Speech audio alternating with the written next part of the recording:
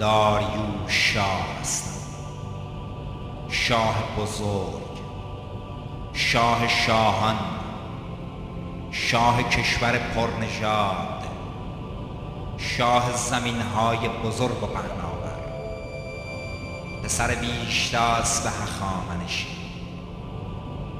وقتی که اهورامزدا این کشور را در جنگ دید، آن را به من بخشید، مرا شاه کرد. به خواست اهورامزدا من شاه هستم. پس اگر خواهی بدانی که داریوش شاه چقدر کشور داشت، پیکر را بین، آنهایی که تخت مرا ببرند. آن وقت خواهی شناخت و دانسته می شود که نیزه مرد پارسی دور رفته است و مرد پارسی دور از پارس جنگ.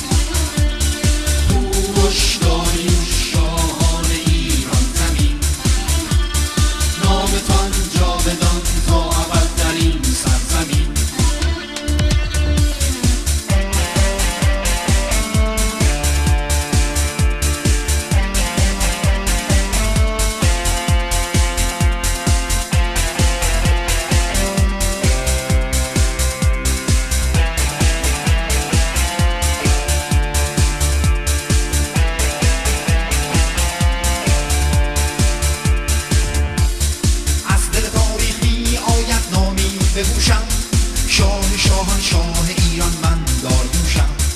بخشیده به من اهورامزدا این کشور در جنگ، به خواست او شاه گشتم از جان میکوشم. میکشانم سران ملل تخت مرا بر دوش، می جنگد مرد پارسی دور از پارس. نیزه بردوشم، نیزه بردوشم.